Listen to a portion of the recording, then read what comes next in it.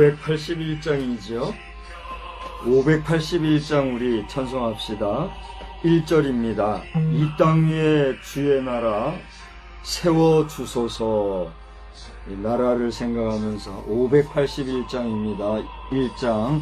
이 민족을 은혜로서 주의 백성 되게 하사 우린 모두 구원받아 살게 하소서. 이 나라와 이 민족은 주의 것이니 주 하나님 큰 뜻대로 인도하소서. 아름다운 이 강산에 믿음으로 사는 우리 사랑하며 사는 민족 되게 하소서. 하나님이 다스리는 나라 되어서 하늘에는 영광이요 땅에는 평화, 진리 평화 참 정의가 강물같이 흘러넘쳐 복된 나라 주의 나라 되게 하소서.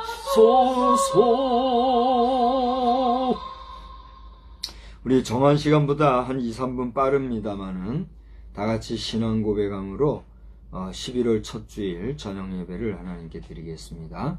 전능하사 천지를 만드신 하나님 아버지를 내가 믿사오며 그 외아들 우리 주 예수 그리스도를 믿사오니 이는 성령으로 잉태하사 동정녀 마리아에게 나시고 본디오 빌라도에게 고난을 받으사 십자가에 못 박혀 죽으시고 장사한 지 사흘 만에 죽은 자 가운데서 다시 살아나시며 하늘에 오르사 전능하신 하나님 우편에 앉아 계시다가 저리로서 산 자와 죽은 자를 심판하러 오시리라.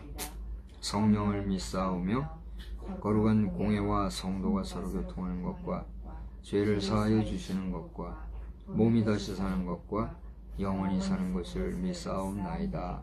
아멘. 우리 찬송가는요 332장 우리 332장을 부르겠습니다.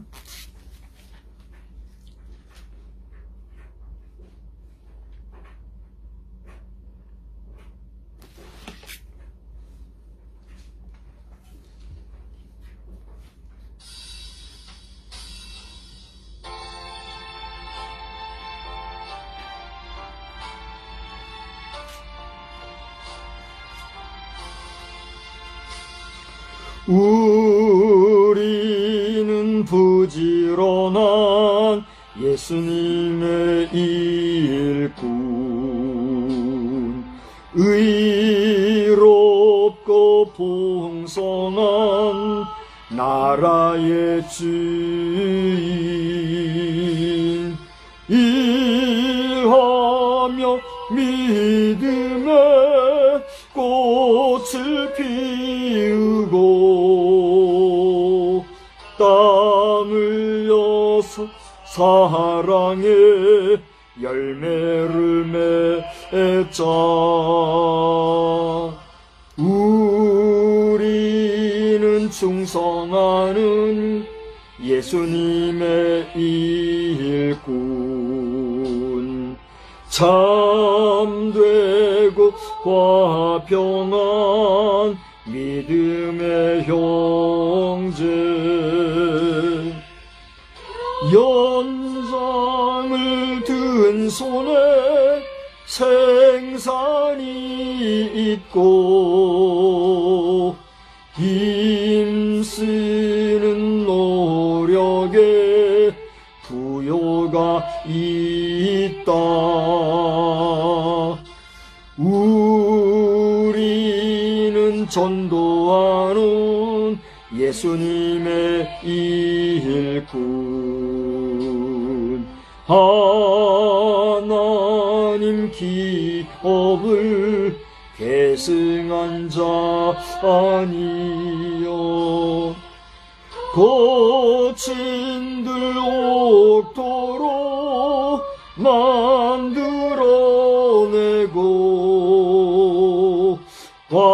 황무지 낙원으로 가꾸어 가아멘. 우리 다같이 합심하여서 기도하겠습니다. 여러분의 기도 제목에 우리 성미기도 제목과 또 공동 기도문이 있지요. 이러한 기도 제목들을 넣고 다같이 합심해서 기도합시다. 거룩하신 하나님 아버지, 오늘도 저희들이 주님 앞에 입을 열어 함께 우리의 공동 기도를 놓고 기도합니다. 대통령을 중심으로 한 여당과 또 여당 사이의 갈등이 속히 안정화되게 하여 주옵시고 이것을 통한 또 하나의 사회 혼란이 없도록 주님이 도와주시옵소서. 여당이라고 하여서 모두가 다 대통령을 옹호하는 것이 아니고 여당 당원이나 여당 의원이라고 해서 대통령을 협조하는지 못하는 이런 일도 있는 것을 볼 때 다시 한번 이 나라의 정치가 어디로 혼란스럽게 가는지 알 수 없는 참으로 답답하고 한탄스러운 일들이 벌어지고 있사오니 아버지 하나님이여 이제 이 나라를 이끌어가야 할 대통령을 중심으로 또 그를 돕는 여당에 속해 있는 의원들과 당원들이 모두가 정말 한마음 한뜻이 되어서 야당의 웃음거리가 되지 말게 하시고 정의와 공의가 바로 세워지는 우리나라의 정치 현실이 되게 하여 주시옵소서. 이와 더불어 미국의 대통령 선거가 이제 수일 앞으로 다가왔습니다. 미국의 대선 결과로 말미암아 우리나라의 영향력이 너무나도 크게 미치게 되는 것을 알기에 많은 사람들이 여기에 관심을 가지고 있는 줄 압니다. 무엇보다도 미국 선거가 또다시 부정선거에 휘말리지 아니하도록 깨끗하고 공명정대한 선거가 되도록 주님 도와 주시옵기를, 또 반드시 필요한 일꾼이 세워질 수 있도록 주님 도와 주시기를 원하오며, 우리 한국에 주둔하고 있는 미군을 포함하여서 이 땅에 혹시라도 유사시에 어려움이 일이 발전이 된다면 국제군사관계가 안정적으로 작동하게 하시며, 아버지 하나님이여 오랜 시간 동안에 막혀있는 통일 문제가 온전히 완결되어지는 시대적인 역사가 있게 하여 주시옵소서. 아버지 하나님, 국정을 혼란케 하는 이런 세력들로부터 국민들이 혼란을 겪지 않게 도와주시고 안정적인 가운데 나라가 온전하게 해주시며, 특별히 가을거지가 한참인 이 농촌, 산촌, 어촌 할 것 없이 1차 산업 현장이 평안하게 하여 주옵시며, 이러한 때에 우리 교회의 거룩한 직분자들도 온전히 충성하는 가운데 추수감사절과 또 사무총회와 연말을 이제 준비하여야 하는 이런 시점에서 모두가 충성스러운 역사들로 넘쳐나게 하여 주시옵소서. 부족한 종 많이 부족한 것 잘 알고 있사오니 아버지 하나님의 부족한 종도 긍휼히 여겨주셔서 주님이 주시는 은혜 가운데 영육이 강건하며 평강 가운데 종에게 주어진 일을 잘 감당하게 하시고 하나님의 기쁨만이 되도록 은혜 베풀어 주시옵소서. 이 시간에도 말씀에서 은혜 주실 줄로 믿고 감사드리오며 예수님의 이름으로 기도드리옵나이다. 아멘. 우리 말씀을 보겠어요. 말씀은요, 디모데 전서를 보겠습니다. 오늘 낮 시간에는 디모데 전서 4장을 보았는데 오늘 이 시간에는 디모데 전서 6장을 보겠어요. 디모데 전서 6장 17절로 19절입니다. 디모데 전서 6장 17절로 19절. 우리 오늘 한번 다 같이 보실까요? 디모데 전서 6장 17절로 19절 다 같이 봅니다. 네가 이 세대의 부한 자들을 명하여 마음을 높이지 말고 정함이 없는 재물에 소망을 두지 말고 오직 우리에게 모든 것을 후히 주사 누리게 하시는 하나님께 두며 선을 행하고 선한 사업을 많이 하고 나누어 주기를 좋아하며 너그러운 자가 되게 하라. 이것이 장래에 자기를 위하여 좋은 터를 쌓아 참된 생명을 취하는 것이니라. 아멘. 하나님은 우리의 일거수일투족을 하시고 우리의 모든 언행 심사를 친히 헤아리시는 만왕의 왕이요 만주의 주요 또 우리의 창조주 하나님이 되신 것을 믿으십니까? 아멘. 아멘. 믿는 여러분에게 하나님이 주시는 만복으로 충만하게 되기를 우리 주님의 이름으로 축복합니다. 아멘. 저는 오늘 여기에 있는 내용을 잠깐 소개하려고 그래요. 여기 보면 우크라이나의 안드리 가족의 성경이다 하는 내용으로 우리 대한성서공회에서 이렇게 보내주신 그런 내용이 기록이 되어 있어요. 이번 11월 달에는 이 가족을 이렇게 소개하면서 이제 또 대한성서공회에서 이제 성경 반포 사업이라든가 또 여러 가지 거룩한 사업을 하고 있는 줄 압니다. 마침 러시아와 우크라이나 전쟁이 한참 지금 격전 중에 있고, 여러분 익히 아시는 대로 저 북괴 공산당이 또 그 어린 병사들을 보내가지고 저는 지금 현재 들리는 그 뉴스가 현실성이 있다고 보는 것이 지금 러시아와 우크라이나의 전쟁은 사실이라는 거잖아요. 우리가 그 현장에 가보지 않아서 모르지만 각종 영상을 통한 뉴스 같은 것을 보면 지금 엄청난 일이 벌어지고 있는 거예요. 그렇죠? 근데 우리가 그것을 직접 목격하지 못하는 그것도 복인 것 같아요.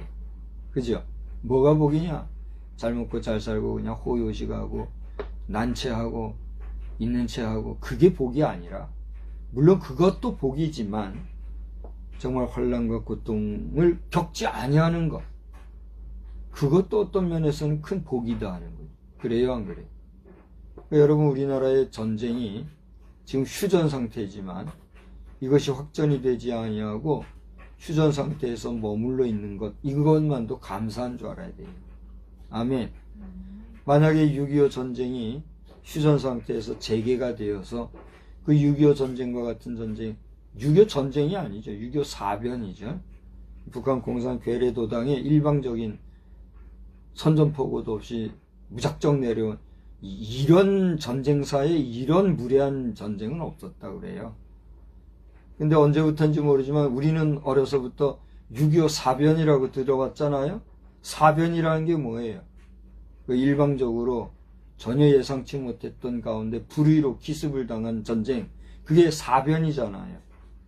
우리는 그렇게 6.25 사변으로 알고 듣고 역사는 그렇게 기록하고 있음에도 불구하고 역사를 왜곡하는 자들은 사변이라는 말을 쓰지 못하게 된대잖아요. 그래가지고 지금 6.25 사변이라고 말도 안 하고 못하잖아요. 6.25가 그냥 신사적인 전쟁이었습니까? 사변, 일방적인 전쟁이었습니다. 저는 6.25가 사변이라고 알고 있고, 뭐 그것은 변함이 없는 거라고 보는 사람이에요. 이게 6.25 사변이 말이에요. 그 천신만고 끝에 1953년도 7월인가요? 7월 14일인가요? 정확히 제가 날짜 기억을 못하겠는데 7월 24일이에요? 14일이에요. 휴전협정, 그 당시엔 정전협정인가 그랬을 거예요. 그래서 휴전을 하게 되었는데 그것이 지금까지도 완결이 안 됐잖아요. 그래서 여전히 우리 한반도는 휴전 상태에 있는데 이거를 정치적인 여러 가지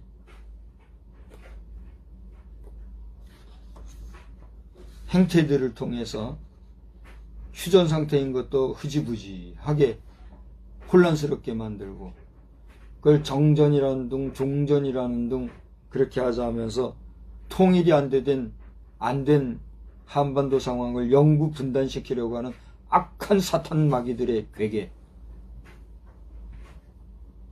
거기에 우리가 농락당해서는 안 되지 않습니까? 근데 정신 못 차리고 잘못된 주장과 주의들에 휩싸여서 우왕좌왕하는 국민들은 깨어 정신을 차리고 근신을 해야 되겠다. 서두에 이런 이야기를 드리면서 오늘 이 우크라이나의 안드리 가족이 그런 얘기를 했어요. 우리는 집을 잃은 것보다는 우리의 삶을 유지하는 데 초점을 두고 있습니다. 지금 우리에게 가장 중요한 것은 집을 잃은 것이 아니라 하나님을 만나고 좋은 사람을 만나게 된 것입니다. 우리는 모든 것을 잃었다고 생각했는데 가장 중요한 하나님을 만났습니다. 이 가족이 이렇게 표현을 했나 봐요. 그래서 이분들이 지금 그 우크라이나로부터 도망을 나와가지고 어느 지역에 있는지도 모르겠어요. 근데 이제 우크라이나 성서공회에서 제공하는 쉼터에서 성경을 제공받고 또 그것을 기념해서 이렇게 사진을 찍었다고 해요. 제가 이 사진을 보여주는 게 합당한지는 모르겠으나 우리 대한성서공회에서 이렇게 달력에다가 이렇게 만들어 가지고 이렇게 공개를 하고 있기 때문에 저도 그것이 공개가 가능한 것으로 알고 이렇게 했는데, 일단 꼈으니까 그냥 가도록 할게요. 우리가 차제에 제가 이런 이야기를 하는 것은, 지금 우리가 부지간에 우리나라 저 한쪽에서는 지금 이렇게 집을 잃고 고향을 떠나고 심지어 나라마저 떠나서 유리방황하는 이런 백성들이 지금 있다는 사실이에요. 그에 더해서 또 북한에서는요, 그 어린 장병들을 보내어가지고 최근에 보면은 많은 그 어린 장병들이 전장에서 생명을 잃고 하는 일이 지금 생기고 있대잖아요. 이게 얼마나 안타까운 일입니까? 이런 일을 보면서 하나님, 어찌하겠습니까? 불쌍히 여겨주시고 속히 이 전쟁의 소식이 멈춰지게 하옵소서. 근데 난 기도도 안 돼요. 솔직하게 기도도 못하겠고, 어디서 왜 무엇이 잘못인지 그 전쟁의 원인이 분명히 있는 거 아닙니까? 전쟁은 하나님께 속한 것이라고 그랬는데, 뭔가 모르지만 어느 곳에선가 문제가 크게 발생했기 때문에 하나님께서는 정리를 하시는 거란 말이에요. 이 전쟁에 대해서 우리가 함부로 말할 수 없는 거예요. 더 나아가 우리 한반도도 지금 위기 상황 아닙니까? 저는 분명히 우리 국방부나 미국의 국방 관계자들이 이 북한이 한 번 더 도발하면 원점 타격한다고 이야기를 했고, 어젠가 그저께인가 또 ICBM 미사일 쏜 거 알죠? 그게 쏴졌을 때 아주 끝장내는 줄 알았어요. 근데 이번에도 또 그냥 안 돼 그러고 지금 있잖아요. 결국은 언제가 될지는 모르지만 조선민주주의 인민공화국이라고 하는 이 북한의 괴수는 종말을 구하게 돼 있는 것이 섭리인 것 같아요. 그러니까 레드라인을 넘어도 한참 넘었고 여전히 반성하지 못하고 오만불손하게 하기 때문에 그와 그를 추종하는 세력들은 용서받기가 어려운 시점에 이르렀다는 거예요. 불쌍한 것은 북한의 일반 동포들인데, 정말 아무것도 모르고 비참하게 살아가는 이 동포들이 어쨌든지 간에 단 한 사람이라도 더 큰 고난 당하지 않냐고 구원받기를 위해서 우리는 기도할 뿐이에요. 제가 그랬지요. 수년 전서부터 우리 한반도 문제를 위해서 기도할 때에, 하나님, 이 땅에 평화롭게 통일이 이루어지게 하시되 피 흘림이 불가피하다고 하면 최소한의 피 흘림으로 문제가 해결되게 하여 주옵소서. 내가 뭐 그렇게 기도할 줄 알아요? 그렇게 기도를 하려고 해서 그래요. 어느 날 느닷없이 그렇게 기도가 되더라고요.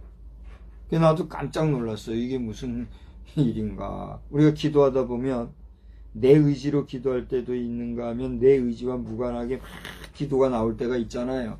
그래요, 안 그래요? 뭐 기도할 줄도 모르고 기도가 뭔지도 모르는 사람은 저 뭔 소린가 하겠지만은, 그래도 조금이라도 기도를 해본 사람들과 기도의 능력을 아는 사람들은 이게 무슨 얘기인지 알 거예요. 근데 부족하지만 제가 기도하는데 그런 기도가 되더라고요. 최소한의 혈연, 최소한의 피 흘림으로 이 나라가 속히 안정되고 통일되게 하옵소서. 그게 기도했단 말이에요. 되더란 말이에요. 올해 2024년도에는 무슨 일이 생길 줄 알았어요, 저는. 또 특별히 용해해다 그래가지고 뭐 연초부터 얼마나 용용거리고 난리를 부렸잖아요. 그때 제가 경고했죠. 분명히 용해라고 말이 우리 국민들이나 대통령이나 우리 지도자들이 그 용노름에 놀아나지 아니하고 평강을 잘 유지해 가기를 우리 기도해야 됩니다. 제가 분명히 얘기했죠. 연초에 제가 그렇게 여러 번 얘기했잖아요. 어딘가 있을 거에 봐요. 근데 지금 올해 이제 올해도 오늘로 59일 남았어요. 달력을 한번 보세요. 내가 잘못 센 거 아니면 59일이 남았다고.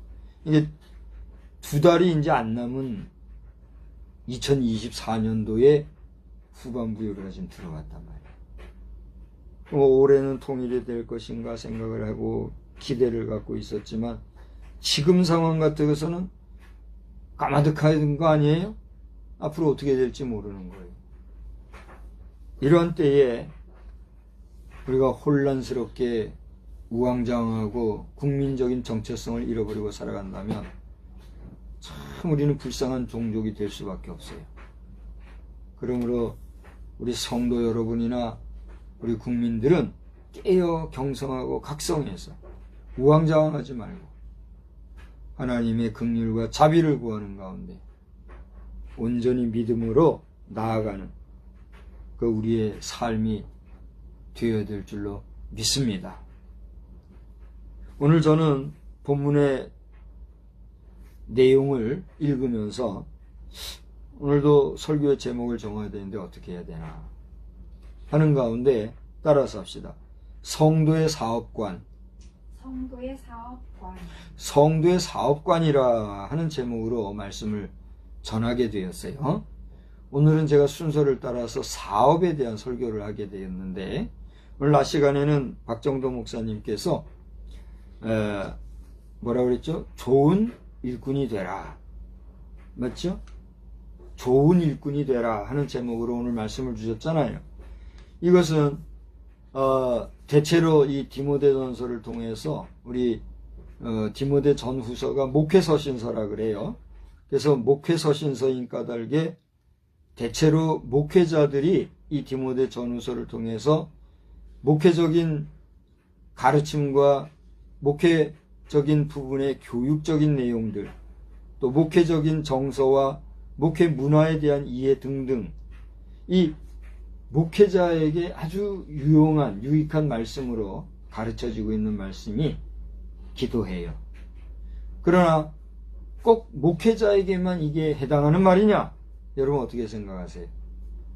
이게 우리 일반 성도들이 그 말 뭐 디모데 전후서 보면 목회자는 이렇게 돼야 된다 않습니까? 그러니까 목회도 이래야지요 하고 턱 쳐들고 목 쑥 올리고 가서 그렇게 하면 돼요 안 돼요? 그걸 배은망덕이라 하는 거예요. 무식하다고 하는 거예요. 성도들이 그렇게 하면 안 돼요. 목회자들을 대하여서 이 목회서신서가 분명히 목회적인 교훈을 하고 있는 말씀이기도 하지만 목회자들에게만 하는 말씀인가? 그건 아니잖아요. 여기 보면 구구절절 목사가 된 이건 장로라고 이렇게 기록이 되어 있는데 장로라고 하는 오늘날 목회자들 뿐만이 아니라 말 그대로 교회의 장로들 엘더들을 포함한 모든 집사 또 우리 현재 교회의 직분으로 보면 권사 집사라 하면 서리 집사 안수 집사를 포함하잖아요. 그런 여러 교회의 직분자들 각 기관장들 모든 성도들에게 향하신 보편적인 말씀이란 말이에요. 아멘. 그러니까 이 말씀은 말하기 좋은 대로 누구를 대상으로 했다 이런 식으로 하면서 공격하려고 하는 못된 그런 식으로 성경을 곡해하고 함부로 인용하고 이런 식으로 하면 안 된다 하는 사실을 다시 한번 말씀을 드리면서 목사나 또 우리 평신도나 우리 모든 믿음의 사람들은 세상으로부터 부르심을 받은 하나님이 택하신 거룩한 성도 부름받은 백성 공동체다라고 하는 사실에 대해서 인식하는 가운데 우리 낮 시간에 목사님 말씀하신 대로 우리가 가진 직분을 무슨 계급과 같은 것으로 여기는 것이 아니라 우리의 성품과 또 믿음의 분량과 우리의 그 개성과 또 그들의 정서적인 것과 모든 것을 따라서 하나님께서 부여해 주신 그 각 은사를 따라 주신 거룩한 직분, 곧 성직이라고 하는 사실에 대해서 알고 받은 바 주신 직분, 성직을 잘 감당하고 수행하는 그 우리의 삶이 되어야 될 줄로 믿는 것입니다. 그런 자세로 가야지 이걸 뭐 특정인들을 향해서 말하기 좋게 공격하는데 써먹는 그런 인용구로나 써먹고 이런 식으로 해서는 배은망덕하다. 다시 한번 말씀을 전하면서 그러면 오늘 이 본문을 가지고 어떻게 해서 성도의 사업관이라고 말하는가? 오늘 성경을 쭉 읽어보시면은요, 오늘 본문 속에서 뭐 대단하게 사업에 대한 이야기를 우리에게 하고 있는 그런 내용은 없어요. 우리가 17절에서부터 19절까지 보았죠? 그죠? 17절에서 19절까지 봤는데 거기 18절을 특별히 보면 선을 행하고 선한 사업을 많이 하고 나누어 주기를 좋아하고 너그러운 사람이 되게 하라 그랬어요. 이건 무슨 얘기냐면 디모데에게 다른 사람들로 하여금 그들이 너그러운 사람이 되게 하라라고 하는 게 아니라 그 전에 어떻게 하라는 얘기예요. 네가 그런 사람이 되라 하는 거다. 그래요, 안 그래요? 그러니까 우리가 누구에게인가 너는 어떤 사람이 되라, 너는 이러이러한 사람이 돼야 된다 라고 말하기 전에 그 말을 하는 나는 그 말을 할 만한 자격을 갖추고 있는가? 나는 이 말을 할 만한 그런 일을 행하였는가? 돌아봐요, 안 돌아봐야 돼요? 돌아봐야 돼요, 안 돌아봐야 돼요? 돌아봐야 되는 거예요. 그러니까 우리 목사님들, 이전의 목사님들, 지금도 마찬가지고 저도 마찬가지인 것 같아요. 설교 내용을 잘 들어보면 갈수록 설교하는 게 어렵다 이런 말씀을 하신 거 들어보셨어요? 들어보셨죠? 저도 목사님들이 연만하신 목사님인데도 어느 날 뭐 설교하기가 참 어렵다고 그런 얘기를 하시는 분들을 종종 봤어요. 그게 왜 그럴까 생각을 해보니까 연세도 드시고 인생의 연륜도 많으시고 또 교회에서나 사회적으로나 그만큼 중량감도 있으신 분인데 그렇게 얘기할 때는 설교하시는 그분 자신이 그 설교에 합당한 삶을 내가 살고 있는가 라고 하는 자기 성찰을 해볼 때 어때요? 완전해요? 완전하지 못해요? 완전하지 못한 자기 고백을 하는 거란 말이에요. 저도 이제 뭐 내가 언제가 환갑이에요? 내년이에요? 내후년이에요? 내후년이에요? 네. 제가 이제 내후년이 환갑이랍니다. 내후년이면 환갑인데 환갑이 됐든 진갑이 됐든 그게 중요한 게 아니라 내 나이가 70이 됐든 80이 됐든 나이 많은 게 중요한 게 아니라 내가 나이가 먹으면 먹어갈수록 내 말에 대한 책임을 나는 지고 있는가? 하나님의 말씀을 전한다고 하는 사람이 그 하나님의 말씀 앞에 섰을 때에 오늘 말씀 그랬죠. 경건이라고 하는 거, 거룩이라고 하는 게 뭔가? 그것은 다름이 아니라 코람데오, 하나님 앞에 섰을 때의 나의 참모습은 어떤가 돌아볼 때 얼마나 많은 부족감을 우리가 느끼냐 말이에요. 그렇지 않아요? 그러니까 설교 한 편 하는 게 어려워요, 쉬워요? 어렵다 이렇게 얘기하는 거예요.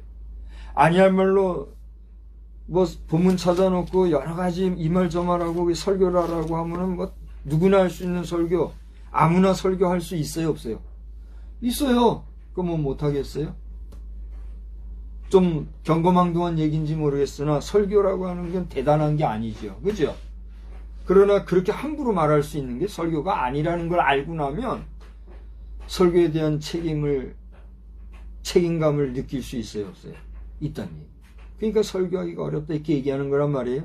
근데 오늘 성경을 보면 바울 사도가 디모데에게 너는 선한 사업을 많이 하고 나눠주기를 좋아하고 너그러운 자가 되게 하라. 이전에 그 속에 이면에는 뭐가 있단 말이에요?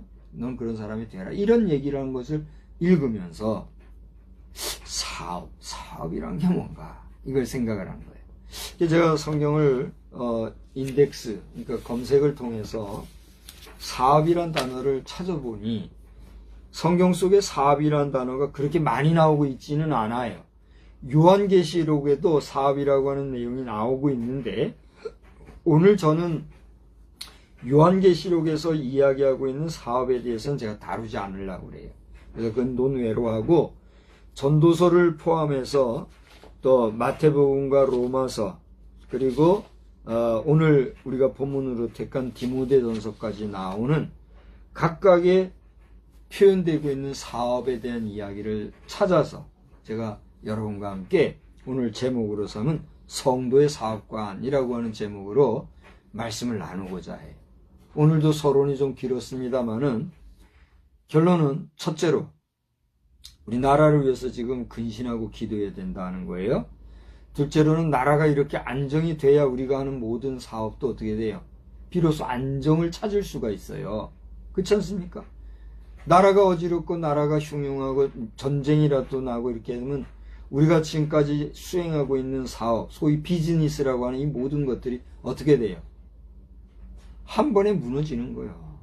얼마나 정성스럽게 쌓아올린 탑이 그냥 무너지는 거잖아요. 그래요, 안 그래요? 절 보세요. 그렇다고 전쟁을 두려워하고 전쟁을 무서워하고 이 전쟁을 피하려고 하면 돼요, 안 돼요? 그건 안 되는 거예요. 그렇지 않습니까? 우리 목사들 가운데 전쟁을 전쟁 무용론이나 전쟁 공포 의식 이런 걸 조장하는 사람들은 그 가라지 목사다 이렇게 얘기해도 될 거예요. 우리 목사들 가운데 아마 제가 볼 때는 70-80% 이상은 예비역들일 거예요.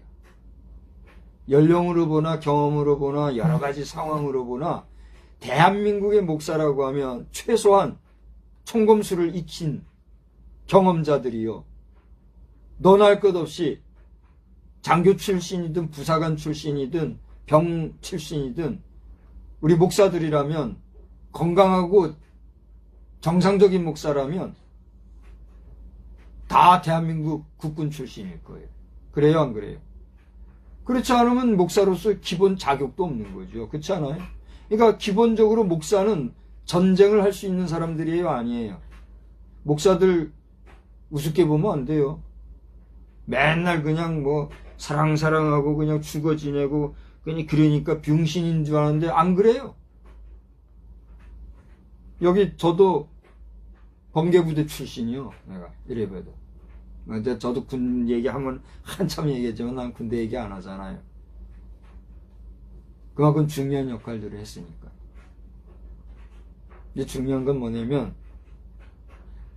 근데 그런 목사들이 말이야. 예수의 사랑, 하나님 사랑 그러면서 전쟁 무용론을 말하든가 전쟁 공포감을 말하든가 전쟁을 두려워하는 그런 이야기 딴이나 하고 이런 식으로 하게 되면 다시 반복해서 얘기하지만 그건 가라지예요. 싹군이다 말이에요. 전쟁을 유발하는 괴뢰도당에 대해서는 어떻게 해야 돼요? 분노하고 공분을 해서 우리 함께 해야 된단 말이에요. 그렇지 않아요? 그런 면에서 저는 군목 출신으로서 나는 구조선을 운행하는 선장이기보다 쇠빙선을 몰고 가는 선장으로서의 역할을 감당하는 목회를 하고자 합니다 하는 그런 목사님이 계시더라고요. 제가 참 존경합니다. 존경심을 가지고 제가 그를 바라보고 있어요. 귀한 이야기고 그 이야기는 여러 다른 채널을 통해서 여러분이 들으시고 기도하시되 중요한 것은 목사든 우리 평신도든 우리 성도들이 말이요. 나라의 상황이 위기 중에 있는데도 불구하고 사랑 타령이나 하고 이런 식으로 해서는 그건 사랑이냐? 그건 아니다는 거죠. 그래요, 안 그래요? 예수님의 사랑 죽기까지 십자가에 못 박혀서 쓰니까 이런 식이나 예수님 파리하구나 말이죠. 예수님처럼 살지도 못하면서. 그런 겉똑똑이 사랑 가지고는 헛일이다 이거예요. 그럼 오늘 박성수 목사가 지금 전쟁을 부추기고 전쟁을 옹호하는 이야기를 하느냐? 전쟁이 나면 돼요, 안 돼요? 안 되잖아요. 그러나 도발하는 세력들에 대해서는 어떻게 해야 돼요? 원점 타격을 해서라도 끝장을 내야 된다. 국방부 장관이고 약속한 것을 지키라 하는 거예요. 흐지부지 하지 말고. 이 부분에 대해서는 목사들이든 성도들이든 다 같이 공분해야 되지. 함께 말 못하고 흐지부지해서는 안 된다. 이걸 얘기하면서 사업이 뭐냐 말이에요. 사업이 뭐예요? 이제 여러분이 한번 얘기해 보세요. 우리가 사업 그러면 보통 뭐라고 표현해요? 영어로 비즈니스 뭐 그랬잖아요. 뭐 사업 외에도 영업 뭐 이런 뭐 여러 가지 영어로 쓰이는 게 사업이다 말이에요. 일사자, 일업자 그걸 사업이라 그러잖아요. 영어로 비즈니스. 그럼 비즈니스, 사업이란 게 뭐예요? 오늘 제가 여러분 앞에 얘기하는 성도의 사업관이다 할 때 이 사업이라는 것은 말 그대로 비즈니스를 얘기하는 거냐? 여러분 한번 들어보시란 말이에요. 사업이라고 하는 것은 어떤 일을 일정한 목적과 계획을 가지고 짜임새 있게 지속적으로 경영하는 것. 그게 사업이래요.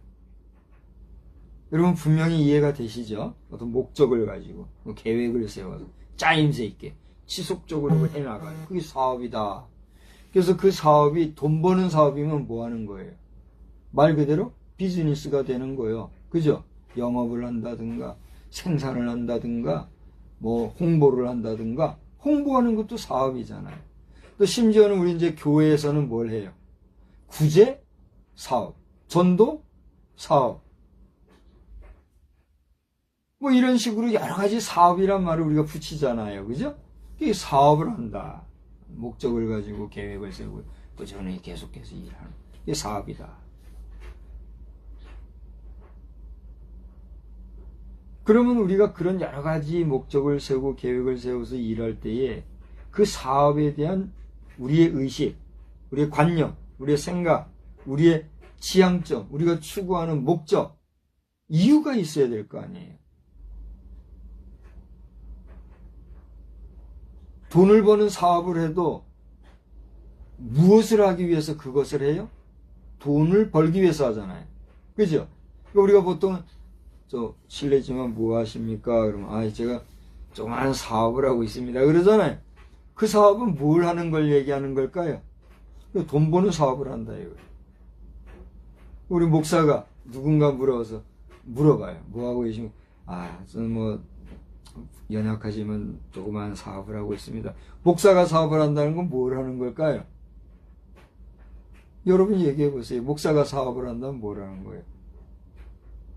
목사가 하는 것도 돈 버는 사업을 하는 거예요? 목사가 하는 사업은 미안한 얘기지만 돈 버는 사업이 아니에요. 돈 쓰는 사업이지. 그래요, 안 그래요? 돈 벌지도 못하는 사람이 돈을 쓴다는 게 우습지요. 우습지만 그걸 하는 게 목사예요. 근데 여기다 대고 목사에게 말이에요. 세금 내놓으라고 그렇게 하고. 그건 틀려먹은 거예요. 우리 목사 자신들도 그걸 알면서도 그냥 뭐 어영부영 그냥 할 수 없이 그냥 세금이나 내고 이런 식으로 한 건, 왜 그래요? 그만큼 뭘 모르니까 그런 거예요. 저는요, 이 이야기를 참 조심스럽게 해요. 내가 뭐 잘난 체하고 이런 얘기하는 것도 아니고, 저는 최소한 어려서부터 목사가 뭔지, 목회가 뭔지, 교회 사업이 뭔지 아는 사람이니까, 아닌 건 아니라고 얘기하는 거예요. 근데 뒤늦게서나 목사가 됐다고, 뭐 박사가 됐다고, 알지도 못하면서 제대로 아는지 모르는지 그냥 어영부영 못된 법조인들 몇 사람들이 말이지 목사 알기를 우습게 알고 목사를 종교인 취급해서 하는 그런 데 빠져가지고 그냥 어영부영 끌려다니면서 지금도 어디선가 그냥 왔다 갔다 하고 그래가지고 안 된다 이걸 얘기하는 거예요. 제가 우리 목사님들을 뭐 비판하려고 하는 거 아니잖아요. 오히려 이런 얘기를 듣고 우리 목사들이 정신을 차리고 목사들이 말 못하면 장로들이 말이죠. 집사들이 말이죠. 성도들이 일어나서 목사들이 돈 버는 사람이냐? 우리 갖다 주는 거 가지고 잘 쓰도록 하는 사람들이 이렇게 해야지. 뒤에서 수석거리면서 목사들 세금 내라 이런 식으로. 그러니 목사라는 게 이제는 말이죠. 땅에 떨어진 오늘 목사 그 연만하신 목사님도 그러잖아요. 내가 기독교인이란 거 말도 못하는 이런 시대가 됐다고. 우리 주님이 얼마나 통탄하시겠어요. 예수 팔아가지고 예수 사랑 떠들기나 하고 말이에요. 무슨 그 사랑이냐 말이에요. 예수님을 제대로 알면 예수님이 우리 목사들에게, 성도들에게 주신 그 권리를 지켜가야지. 지키지도 못하고 다 뺏기고만. 내가 이게 국가에 대해서 반역하는 거예요? 국가의 법에 대해서 내가 뭐 딴지 거는 거예요? 아니잖아요. 이제라도 동성애 결혼 합법화가 잘못된 법이면 시정해야 하듯이 목사들에 대해서 딴지 거는 이 잘못된 법은 잘못이다 하고 다시 회복시키는 일이 우리나라에서도 있어야 되고, 앞선 선진국이라고 하는 나라들의 교회들에서도 있어야 된다. 이런 문제들 하나 해결 안 되면 할 수 없는 거예요. 이제는 교회 목사들도 고등 직업인이 돼서 직업 활동하는 거고. 자, 사업 얘기를 하다가 우리 일반인들의 사업과 목사들이 하는 사업이 다르다는 걸 분명히 하자는 것을, 해야 된다는 것을 이야기하면서, 그러면 전도서에서 얘기하고 있는 사업은 뭐냐? 여러분, 전도서의 2장을 보시면 거기에는 대체로 어떻게 보면 읽기에 따라서는 허무주의와 같은 이야기들이 나오는 것을 보게 돼요. 그래서 전도서를 이해를 하지 못하고 그냥 처음부터 아무 생각 없이 읽다 보면 전도서의 처음부터 나오는 부분들 속에서 이게 뭐지? 왜 이 성경에 허무주의가 이렇게 많어? 이렇게 얘기하게 돼요. 그러나 전도서가 허무주의를 얘기하고 있습니까? 아니에요. 전도서에서 얘기하고 있는 것은 허무주의와 같은 그런 여러 가지 상황들의 이야기가 인생의 역사라는 것을 알고, 그렇게 허무한 세상에서 너희들이 허무한 삶만을 살아가는 것이 아니라 하나님을 온전히 알고 그 하나님 안에서 거룩한 삶, 온전한 삶을 살아 참된 인생으로서의 행복을 누리고 살라 하는 교훈의 메시지가 나오는 거예요. 그게 전도서의 얘기예요. 전도서 2장에도 보면 여러 가지 말씀이 있는데, 그 중에서 4절을 보면 어떤 사람이 얘기하기를, 나는 사업을 크게 하였노라. 내가 나를 위하여 집들을 짓고 포도원을 일구며 여러 동산과 관을 만들고 그 가운데 각종 과목을 심었으며 뭐 어쩌고 하면서 쭉 나와요. 그렇게 얘기하는데, 이런 이야기들을 쭉 하면서 나중에 11절에 가서 보면 어떤 말씀이 나오는가? 그 후에 내가 생각해 본즉, 그러니까 10절까지, 그러니까 전도서 2장 4절부터 10절까지를 쭉 보면 내가 이것도 하고 저것도 하고 내가 이렇게 좋아져서 행복하고 기쁨이 넘치고 만족하게 풍족하게 산다, 이런 얘기들이 쭉 나온다 이거예요. 이게 내가 다 열심히 해서 얻은 몫이다, 이렇게 한 얘기가 나온다. 그런데 11절에 보면 그 후에 내가 생각해 본즉 내 손으로 한 모든 일과 내가 수고한 모든 것이 다 헛되어 바람을 잡는 것이며 해 아래서 무익한 것이로다, 이렇게 나온단 말이에요. 그러니 얘기하다가 후식 꺼지는 듯한 이런 모습, 이게 전도서 2장에 나와요. 이때 여기에 사업이라는 내용이 기록이 되어 있는데, 여기서 말하는 이 사업이란 게 뭐예요? 아까 얘기했던 것처럼 영혼의 구원을 위해서, 하나님의 말씀을 전하는 성사업을 위해서 하는 그런 일들이 아니라, 보통의 대부분의 사람들이 우리가 먹고 살기 위해서, 의식주 문제를 해결하기 위해서 그보다 조금 더 나은, 더 풍요롭고 더 많은, 더 화려한 생활을 하기 위해서 열심히 벌어모으기 위해서 이익을 추구하는 활동, 그게 뭐예요? 일반 사업이다 이거예요. 그러나 이런 사업도 돌아보면 다 헛된 것이 인생의 삶이더라 라고 가르치는 게 전도서의 내용이다 이거예요. 성경에 나오는 사업이라는 단어 중에 많지 않은 내용 중에 나오는 게 이런 내용이에요. 마태복음에도 가서 보면은 이 사업이라는 단어가 쓰이고 있어요. 마태복음 22장을 보면 혼인잔치의 비유가 나오거든요. 우리 예수님께서 이 천국에 대한 비유, 또 종말에 대한 비유를 하시면서 혼인잔치 비유를 얘기하셨는데, 거기 보면은 한 사람이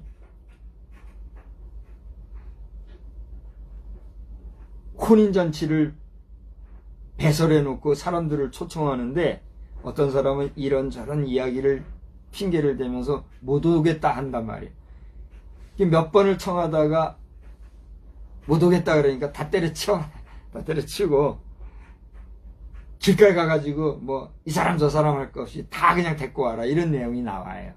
그래서 이제 이 마태복음 22장은 천국 비유의 말씀으로서 이 천국 잔치가 어떤 것이냐 하는 그런 비유의 말씀이 쓰이는 게 이 마태복음 22장 내용이거든요. 근데 거기도 보면은 사업이라는 단어가 나오는데 5절에 보면 이게 이제 천국 잔치를 베푼 그러니까 결혼 혼인 잔치를 베푼 혼주가 사람들을 청하는데 청함받은 사람들이 말하기를 나는 이래서 저래서 뭐 밭으로 가고 이 일도 저 일도 하고 이렇게 하면서 한 사람은 자기 사업하러 가고 그랬어요. 자기 사업하러 간 게 뭐예요? 자기 볼일 보러 갔다 이거예요. 자기 할 일 하러 갔다 이거예요. 거기에 나오는 단어가 여기 사업이라는 단어가 나와요. 이 사업은 뭘까요? 무엇을 위한 사업일까요? 여기서 나오는 사업은? 네? 그렇죠. 자기 개인 용무예요. 그러니까 이것은 어떤 자기의 생업을 위한 것일 수도 있고 긴급하게 이전부터 잡혀있던 출장일 수도 있고 이것저것 자기의 삶을 위해서 하는 자신의 비즈니스를 얘기하는 거 아니겠어요? 그때 나오는 단어가 이 이야기예요. 그러니까 여기서 우리는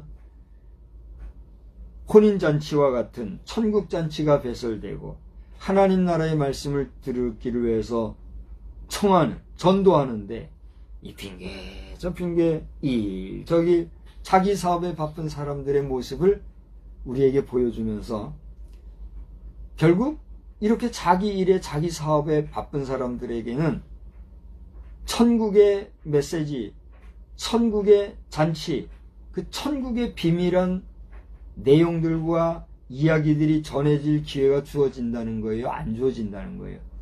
안 주어진다는 거예요. 그러니까 오늘 주제와 좀 더 다른 이야기가 될지 모르겠지만 우리가 사업에, 자기 사업에 바빠서 자기 할 일에 바빠서 천국의 아름다운 것을 놓칠 때가 우리가 있다는 사실을 생각하노라면 우리가 천국 잔치에 임하기 위하여 내 하는 사업도 잠시 내려놓을 수 있는 그러한 미덕이 필요하다, 안 필요하다?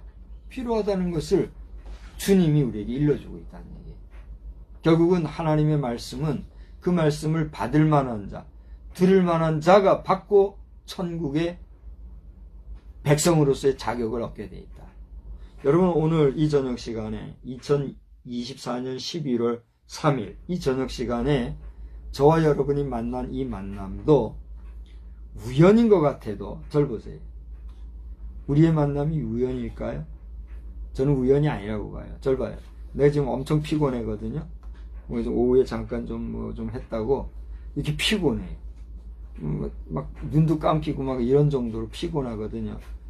그런 나이기 때문에 예배 대충 드리고 싶은 오늘 안 드리고 싶은 그런 마음이 있을 수 있을까요? 없을까요? 있었을까요? 없었을까요?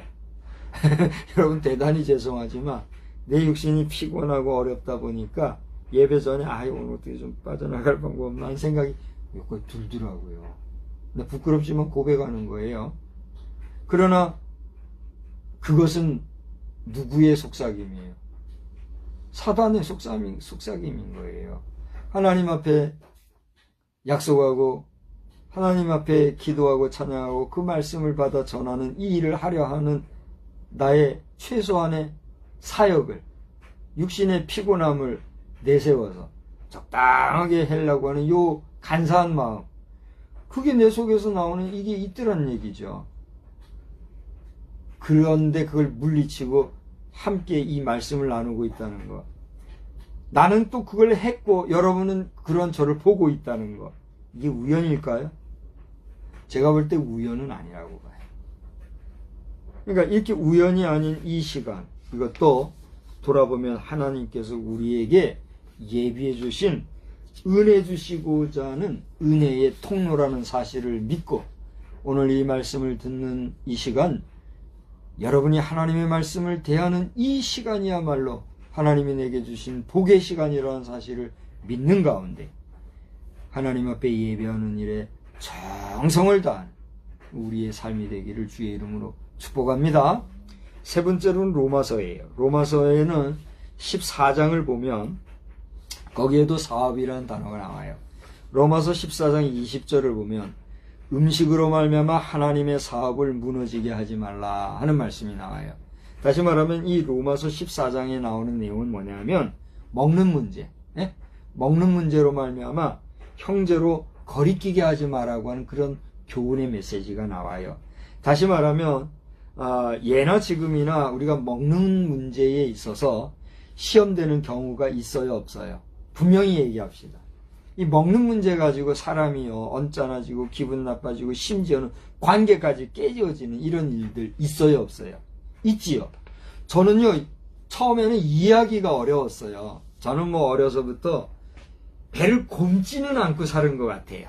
아니할 말로 정말 없어서 못 먹고 그렇게 살지는 내가 못한 것 같아요. 그러나 넉넉하게 내가 먹고 살지는 못했어요. 내가 김밥 생각하면 꼭 한 번씩 떠오르는 게 뭐냐면 도시락으로 어머니가 김밥을 싸주셨는데 김밥엔 보통 뭐가 들어가요? 속이 들어가잖아요. 최소한 오뎅이나 시금치나 뭐 아니할 말로 닭광이라고 하는 단무라도 하나 넣어가지고 싸는 게 김밥이잖아요. 근데 잘 봐요. 우리가 김 잘라놓은 거 이렇게 해가지고 아이들 먹게 해주려고 똘똘똘 말아서 해줄 때 그 김밥이라고 하잖아요. 그것도 그때 그 김밥 속에는 속이 있어요, 없어요? 속이 없잖아요. 그런 김밥을 어머니가 싸주신 거예요. 도시락을 싸주셨는데 도시락 뚜껑을 열고 딱 보니까 김밥이라고 했는데 속이 아무것도 없는 김밥. 소금만 뿌려가지고 버무린 밥을 해서 내가 그런 김밥도 먹어봤어요. 나는 그때 어머니가 얼마나 힘들었는가 하는 걸 조금 내가 알고 그랬던 시절도 있어요. 그 초등학교 시절이에요. 이게 내가 어떻게 성장했는지 알겠죠. 그래도 나는 어머니의 사랑과 부모님에 대한 사랑을 많이 받고 자란 사람이니까 그게 문제가 아니었단 말이에요. 내가 뭔 얘기를 하려고 이 얘기를 했는가 하면 우리가 먹는 문제 때문에 사람들이 우습게 되는 경우가 많잖아요. 그죠? 내가 안 먹는 거라고 해서 다른 사람이 먹는 걸 우습게 여기거나 이상하게 여기는 경우가 있는가 하면 내가 먹고 싶은 걸 저 사람이 안 줬다고 해가지고 전 못된 놈이라고 욕하는 이런 일을 포함해가지고 하여튼 얼마나 먹는 거 가지고 이렇게 싸우고 치졸하고 치사하게 하는지. 이 얘기하면 내가 숨이 또 콱콱 막히니까 더 안 할게요. 저는 다행히 감사하게 그 먹는 거 가지고 하여튼 나는 감사하게 살아요. 감사. 근데 중요한 건 뭐냐면 먹는 것 가지고 사람들이 우습게 되는 경우가 제가 아는 상식보다 더 많은 게 이 세상의 현실인데 오늘 이 로마서에서는 바울 사도가 바로 이 먹는 문제 가지고 너희들 형제들이 거리끼는 일이 없어야 된다. 이걸 얘기하고 있단 말이에요. 그래서 이런 문제를 이야기하는 가운데 오늘 방금 말씀드린 대로 로마서 14장 20절을 보면 뭐라고 그랬다고요? 음식으로 말미암아 하나님의 사업을 무너지게 하지 마라. 결국은 먹는 문제 가지고 뭐 전도하는 일, 영혼 구원하는 일, 또 주의 일하는 거, 교회 일하는 거 이런 데도 문제가 생기게 된다고 하면 그 뭐하러 하느냐 이거예요. 치사, 죄송합니다. 아이들 하는 용어를 쓴다면 치사 빤스 같이 말이죠. 에? 치사 빤스는 뭐 어디서 나온 말이에요? 나는 무슨 상황인지 알지도 못하지만 하도 아이들이 치사 빤스 그러길래 나도 모르게 그냥 지금 툭 튀어나오는데 치사 빤스가 뭐예요 근데? 근데 어쨌건지 간에 그 먹는 거 가지고 치사맞게 그렇게 그래가지고 하나님 우습게 말이야. 그러지 마라 이것들아. 바울사도는 그렇게 얘기하는 거예요. 이 교회 안에서도요 먹는 거 가지고 그냥 잘했네 못했네 뭐 맛이 있네 없네 그딴 식으로 하는 사람들이 성도도 아니에요. 그건. 교인도 아니에요. 그건. 교회만 먹으러 모이는 거야? 교회 안에서 먹는 거 가지고 난리치고 하는 이런 일들 없어야 될 줄 압니다. 여기 우리 성도들 비판하고 비난하려고 하는 게 아니라 교회 안에서 이런 일들도 있다는 걸 안타깝게 여기는 거예요. 이게 바울사도가 그거를 얘기하고 있다. 거기에도 여기 사업이라는 단어가 나왔는데 여기서 얘기하는 하나님의 사업이라는 건 뭐예요? 돈 버는 거 사업, 이익 사업 이걸 얘기하는 거예요? 그게 아니잖아요. 여기서 얘기하는 하나님의 사업이라는 건 영혼을 구원하고 그 영혼을 치료하고 생명을 살리고 사랑을 나누고 구제하고 권하고 정말 하나님의 나라를 이루어가기 위한 성스러운 사업, 그러니까 성사업이라 그러잖아요. 그죠? 거룩한 사업, 그걸 얘기하는 거예요. 근데 별것도 아닌데 먹을 거 가지고 하나님의 사업을 이렇게 흐리고 이런 역갱이 같은 짓 하지 마라! 이걸 얘기하는 거다 이거예요. 성경에 사업이 나오는데 이런 얘기가 나왔다. 그래서 오늘 제목이 뭐라고 그랬죠? 성도의 사업관이라고 그랬죠? 어떤 우리가 사업관을 가지고 살아야 되느냐 이걸 살펴보는 거예요. 마지막으로 오늘 본문으로 삼은 디모데전서 6장에 나오는 얘기. 그 뭐라고 그랬어요? 18절에 6장 18절에 선을 행하고 선한 사업을 많이 하고 나누어 주기를 좋아하며 어쩌게 이렇게 하게 하라 라고 했는데 하게 하라 라고 하기 전에 우리는 뭐 어떻게 해야 된다고요? 너 그거 해라 이거예요. 그래서 선한 사업이라는 건 뭐예요? 이제 여러분 앞에 문의할 테니까 여러분이 대답을 해보세요. 선한 사업 하는데 선한 사업은 뭐가 있어요? 여러분이 한번 얘기해 보세요. 선한 사업이 뭐가 있어요? 당장 1, 2, 3, 4 말 못해도 우리가 선한 사업이라고 할 때는 영리를 추구하고 이익을 추구하고 어떻게 하면 분야도 더 벌까 그런 사업이 아니잖아요. 최소한 여기서 얘기하는 선한 사업이라는 건. 그래요 안 그래요? 수익을 얻었다 할지라도 그것을 100% 아니 그것도 200% 나누어주고 베풀어주고 치료하고 영혼을 구원하기 위해서 쓰는 사업. 그걸 얘기하잖아요. 그래요 안 그래요? 그 교회 사업은 이 사업을 하는 거예요 지금. 목사가 쓰는 돈이라고 하는 것은 혼자 잘 먹고 잘 살라고 그 하는 게 아니잖아요. 성도 여러분이 하나님 앞에 받은 바 은혜를 감사하고 제 가운데서 구원해 주신 은혜에 감사하고 저 내 죄 대신 죽어줘야 할 그 짐승의 피 흘린 그것과 대치되는 개념으로서 내가 하나님 앞에 보답하는 그런 정성으로 내게 있는 수입, 내가 거둬들인 이익금, 내가 가진 재산, 내 소유물 가운데서 내가 지극정성으로 감사해서 드린 헌금. 에? 그래요 안 그래요? 이것은 세상 관료들에게 주는 거예요? 하나님 앞에 드린 거예요? 하나님 앞에 바친 거잖아요. 그걸 가지고 운영하는 게 누구의 일이에요? 목사의 일이잖아요. 그러니까 목사가 그 일만 또 할 수는 없으니까 목사를 도와서 이 일을 감당할 만한 장로, 권사, 집사 등 교회의 중직자 가운데 특별한 일꾼을 여러 성도들 앞에서 투표로 뽑아서 그 사람들이 중심이 되어서 목사의 관리와 감독하에 지교회에서 이거 모든 일을 행하는 게 교회 사업, 선한 사업, 성사업이잖아요. 그래요 안 그래요? 이 디모데전서는 목회서신서라고 그랬죠.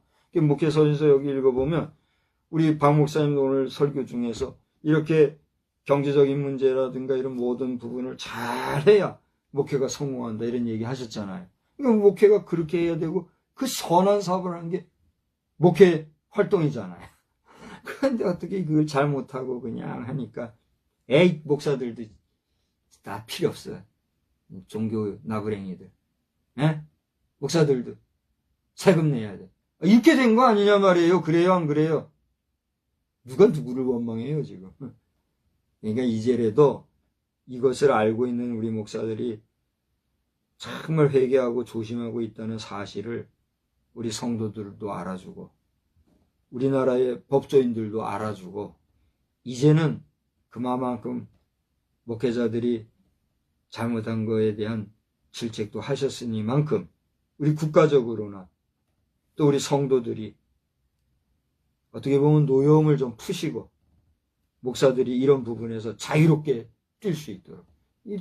중요한 거는 우리 목사된 자들이 말이에요. 저도 마찬가지지만 저를 포함해서 우리 모든 목사들이 세상의 이런 노여움과 목사들에 대한 배신감이 여기까지 왔다는 사실에 대해서 통분하고 말이에요.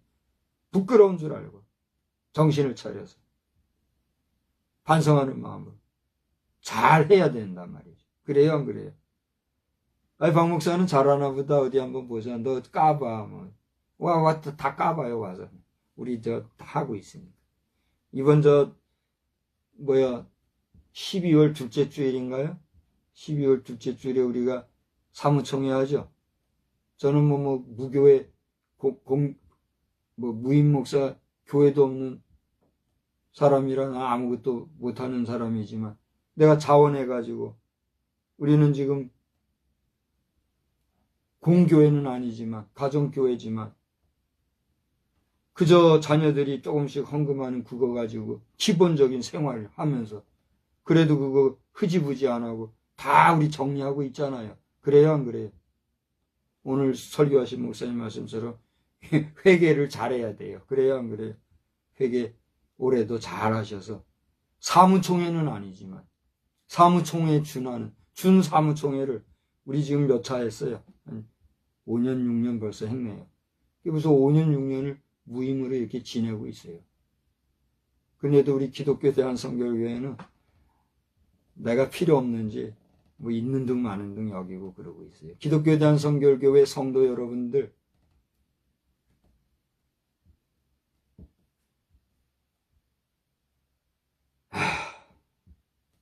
잘하십시다. 잘합시다. 그다음 하나님께서 이제 그만 떠들으래요. 이제 그만해라 하시는 것 같아요. 여하튼 이제 말씀을 정리하자고요. 요한계시록에도 보면 그 사업이라고 하는 내용이 나오는데, 거기는 제가 오늘 다루지 않았어요, 아예. 그래서 여러분 성경에 사업이라는 단어를 이렇게 검색해서 검색을 찾아보면 이런 부분들이 나온다는 사실을 기억하시면서, 우리가 같은 사업이라도 그 사업에 대한 가치관, 사업에 대한 어떤 시각을 가지고 살아가는가, 내가 하는 사업과 하나님의 사업은 무엇인가, 이런 생각들 속에서 우리가 일상에서 해나가는 모든 일들이, 오늘 제가 사업이라는 얘기를 해줬죠. 사업은 어떤 일을 일정한 목적과 계획을 가지고 짜임새 있게 지속적으로 경영하는 게 사업이다 그랬죠. 우리가 전문 경영인만 사업하는 게 아니에요. 우리 개인도 뭐 하는 거예요? 일상에서 작은 일이지만 우리가 사업을 해가고 있는 거예요. 그렇죠? 그러니까 이런 일들을 해 나감에 있어서 우리가 하나님을 알고 하나님을 기억하고, 그리고 깨끗하게 정결하게 순전하게 모든 일을 하나님의 영광을 위해서 해 나갈 때 비로소 우리는 그 사업에 가치가 있고 의미가 있고 빛이 나는 거예요. 아멘. 그래서 저나 여러분이나 우리는 어쩌다가 이렇게 만난 거예요. 우리가 누구 때문에 이렇게 만나서 하나님을 찬양하고 하나님께 예배드리고 그 하나님의 말씀을 듣고 이렇게 하는 거예요. 이것이 무엇이 동기가 돼서 그런 거예요? 다른 건 다 잊어버려도 무엇이 우리를 이 예배의 자리에 있게 한 거예요? 그렇습니다. 아멘. 내가 박수 한번 쳐줄게. 오직 예수. 우리가 예수 안에서 받은 바 구원의 은혜가 감사하고 감격해서 그 은혜로 인해서 하나님을 알게 됐고, 하나님을 알고 보니 그 하나님을 예배하는 것이 우리 성도들의 최고한 일인 거 알기 때문에 이렇게 예배로 모인 거 아닙니까? 할렐루야. 그래서 우리 예배자들이나 또 하나님을 믿지 못하는 자들이라 할지라도 오늘 내가 하는 사업이 무슨 의미가 있고 어떤 의미가 있고 어떤 가치가 있는가를 생각해 보는 가운데, 그래서 하나님 모르고 하다 보면 다 헛된 것으로 끝나버리는 게 사업이다. 그러나 하나님의 선한 사업을 알고 하나님의 영광에서 사노라면 그것이 장래 하나님 나라에 쌓아둘 내 분복이라는 사실을 알고 믿음으로 무슨 일을 하든지 어떤 사업을 하든지 승리하는 복된 삶, 복된 인생 다 살아가는, 잘 살아가는 우리 모두가 되기를 주님의 이름으로 축원합니다. 고마우신 하나님, 은혜를 감사합니다. 오늘 저희들이 사업에 대한 이야기를 이렇게 여러 가지로 이야기를 하게 되었습니다. 우리가 하는 모든 일생에서의 사업만이 아니라 하나님께서 원하시고 바라시는 거룩한 사업을 위해서도 우리가 온전히 일하고 감당할 수 있는 능력 있는 하나님의 자녀의 백성들이 다 되게 하여 주시옵소서. 특별히 저희들이 기도하는 것 가운데 저 북한 공산주의자들이 또 러시아를 등에 끼고 또 우크라이나와의 전쟁 가운데 광분의 역사를 하는 가운데 있고 또 러시아로 말미암아 저들이 어떤 어려움을 당할지 알 수 없으나 우리가 한 결의요 동포라고 하는 의식을 가지고 저들을 생각해 보면 숨이 막힐 정도로 기가 막힐 정도로 안타까운 일이 전개되고 있사오니 이 모든 일을 통하여 하나님이 하실 수 있다면 내일이라도 당장 아니 오늘 밤이라도 당장 하실 수 있는 줄 아오니 이 한반도의 통일 문제가 더 지지부진 흐지부지 되지 말고 올해가 가기 전에는 마무리되면 참 좋겠사오니 하나님이 이를 이루시되 이것도 종의 뜻이 아니라 하나님의 뜻에 맞게 하나님의 의지에 맞게 모든 것이 합력하여 선을 이루는 역사가 나타나게 하여 주시옵시고 통일 한국을 이끌어갈 지도자에 대하여서도 어디에 어떤 인물을 주님이 세워놓으셨는지 종은 다 알지 못하지만 남북을 아우르고 국제사회를 위하여 제2의 이스라엘 국가로서의 사명을 감당하기에 부족함이 없는 하나님이 예비하신 귀한 종 사자를 통하여 이를 잘 감당하게 하여 주시옵소서. 장광훈 목사라 하는 자를 위하여서 기도합니다.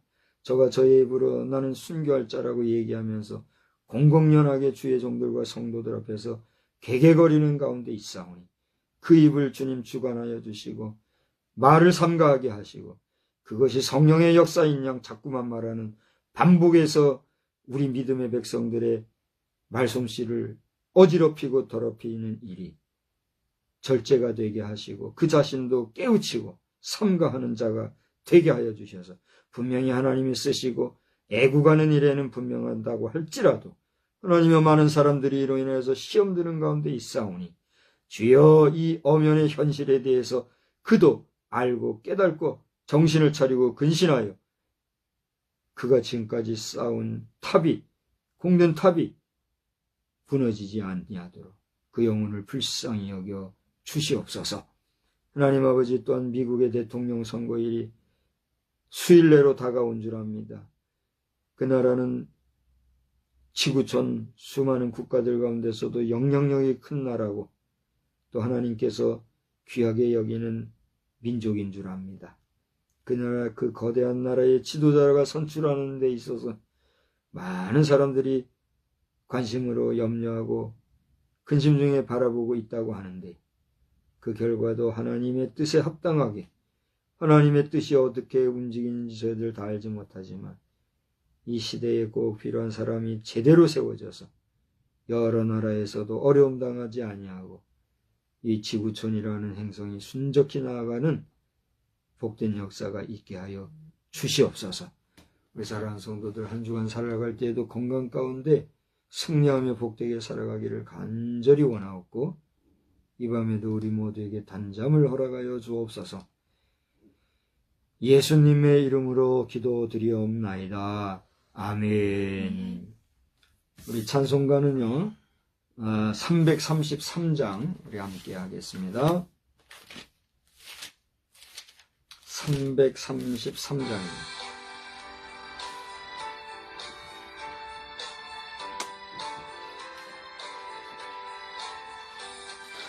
충성하라 죽도록 충성하라 주님께 슬픔이나 괴로우니 주의 사랑 못 끊으리 충성하라 죽도록 충성하라 끝까지 충성하라 죽도록 충성하라 주님께 찬란하다 저 멸류관 들려온다 주의 음성 충성하라 죽도록 충성하라 끝까지 충성하라 죽도록 충성하라 주님께 항상 내가 힘쓰오니 주님 나를 도우소서 충성하라 죽도록 충성하라 끝까지 아멘.